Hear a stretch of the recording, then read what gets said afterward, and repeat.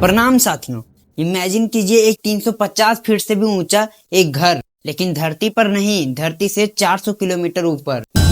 Ignition, here, 2 American heroes, and liftoff of Starliner and Atlas V.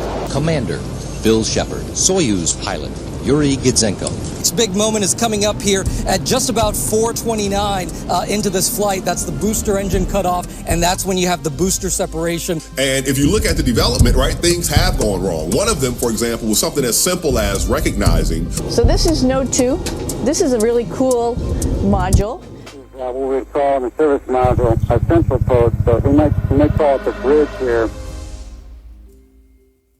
मैं बात कर रहा हूँ इंटरनेशनल स्पेस स्टेशन के बारे में, जिसे आईएसएस कहते हैं। इंटरनेशनल स्पेस स्टेशन, जिसे हम आईएसएस कहते हैं, ये एक बहुत बड़ा एयरक्राफ्ट है जो कि 28,000 किलोमीटर पर आवर की स्पीड से उड़ता है और धरती का चक्कर लगाता है। ये आईएसएस एस्ट्रोनॉट्स के लिए 2 तरीके से काम करता है। पहला तो ये एस्ट्रोनॉट्स के लिए एक घर की तरह है, जिसमें एस्ट्रोनॉट्स रहते हैं, खाते हैं, सोते हैं और अपने डेली एक्टिविटीज को मैनेज करते हैं। दूसरा, ये ऑफिस या रिसर्च लैब का भी रोल निभाता है, जहां पर एस्ट्रोनॉट्स साइंटिफिक तरीके से एक्सपेरिमेंट करते हैं और डाटा कलेक्ट करते हैं और स्पेस में नई डिस्कवरीज के बारे में काम करते हैं। हालांकि ऐसा भी नहीं है कि ये कोई बहुत बड़ा लग्जरी होटल हो, लेकिन कंफर्टेबल रहने के लिए, सरवाइव करने के लिए एक अच्छी जगह है। इंटरनेशनल स्पेस स्टेशन का खुद का एक ऑक्सीजन जनरेटिंग सिस्टम, जहां पर पानी के इलेक्ट्रोलिसिस से ऑक्सीजन जनरेट किया जाता है और साथ ही साथ ये ऑक्सीजन को रिसाइकल करने का भी काम करता है। जब हम सांस बाहर छोड़ते हैं तो अधिक मात्रा में कार्बन डाइऑक्साइड मौजूद होता है,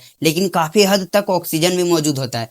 तो उस ऑक्सीजन को एक्सट्रैक्ट कर पाना और उसे रिकवर करके फिर से इस्तेमाल करना, ये वो काम करता है। अब अगर बात करें आईएसएस के लोकेशन के बारे में, तो ये धरती से 400 किलोमीटर ऊपर इस वाले ऑर्बिट में रोटेट करता है। अब ऑर्बिट एक ऐसा पार्ट या रास्ता होता है जिसमें कई ऑब्जेक्ट्स जैसे मून या सैटेलाइट्स एक दूसरे बड़े ऑब्जेक्ट्स के आसपास घूमते रहते हैं। ये घूमना ग्रेविटी की वजह से होता है। ग्रेविटी एक इनविजुअल फोर्स जो किसी ऑब्जेक्ट को अपनी तरफ से खींचता है। फॉर एग्जाम्पल, अर्थ अपने ग्रेविटी की वजह से मून को खींचता है, जिसके कारण मून अर्थ के ऑर्बिट में एक फिक्स पार्ट में घूमता रहता है। सिमिलरली, जो सैटेलाइट्स हम स्पेस में भेजते हैं वो भी पृथ्वी के आसपास अपने ऑर्बिट में घूमते रहते हैं।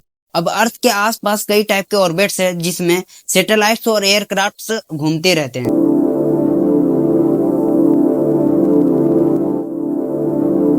ये ऑर्बिट्स 3 तरह के हो सकते हैं। पहला है लियो यानी लो अर्थ ऑर्बिट, दूसरा है मियो यानी मीडियम अर्थ ऑर्बिट और तीसरा है जियो यानी कि जियो स्टेशनरी अर्थ ऑर्बिट। एक एक करके सभी समझते हैं। लियो एक ऐसा ऑर्बिट है जो अर्थ के सरफेस से बहुत नजदीक है। इस ऑर्बिट का हाइट अर्थ से 100 किलोमीटर से लगभग 2000 किलोमीटर तक का है। लियो अर्थ से बहुत पास होता है, इसीलिए यहाँ से सैटेलाइट्स को अर्थ के सरफेस का क्लियर व्यू मिलता है।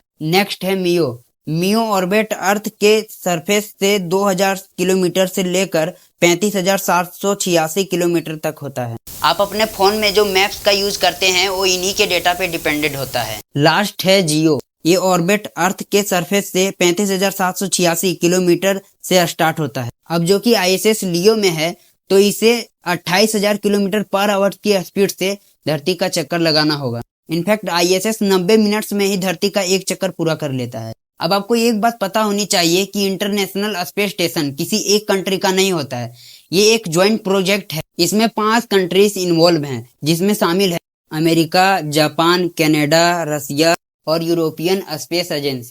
आईएसएस का पहला मॉड्यूल है जारिया, जिसे रसिया ने साल 1998 में लॉन्च किया था और आगे आने वाले 10 सालों में इस आईएसएस में 10 अलग अलग मॉड्यूल्स जोड़े गए। अब इसी दौरान आईएसएस में कुछ ऐसे पार्ट्स थे जिसे बाहर जाकर खुद ही कलेक्ट करना था। ये काम स्पेस शटल के अंदर से नहीं किया जा सकता था, इसीलिए एस्ट्रोनॉट्स खुद ही बाहर जाकर केयरफुली इंस्टॉल करते हैं और इन्हें ही स्पेस वॉक कहा जाता है। आईएसएस के लिए स्पेस में स्पेस वॉक करना कोई बड़ी बात नहीं। अब कुछ लोग कहते हैं स्पेस में जीरो ग्रेविटी होती है, लेकिन ये टोटली रॉन्ग है। स्पेस में जीरो ग्रेविटी नहीं बल्कि माइक्रो ग्रेविटी होती है।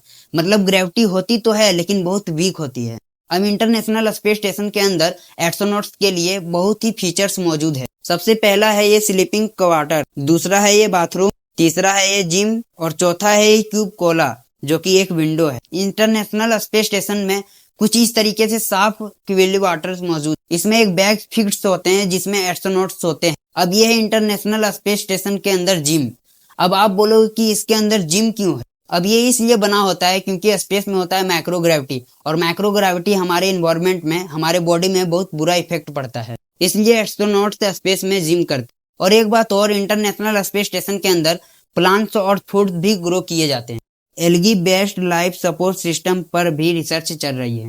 एक और यहाँ पे इंटरेस्टिंग है, वो है पानी। धरती पर पानी कैसे फ्लो करता है ये आप सबको तो पता ही है, लेकिन स्पेस में एस्ट्रोनॉट्स पानी कैसे पीते हैं इसका एक आपको रियल वीडियो दिखाता हूँ।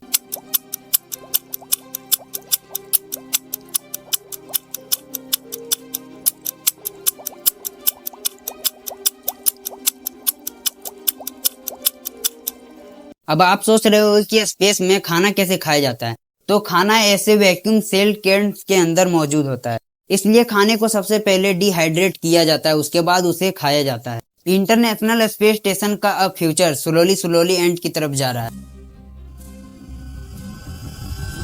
तो ये था इंटरनेशनल स्पेस स्टेशन का एक रोचक सफर। आगे आप किन किन टॉपिक्स पर वीडियो देखना चाहते हैं ये आप कमेंट कर दीजिएगा, और इस वीडियो को यहीं पर एंड करते हैं। शुक्रिया।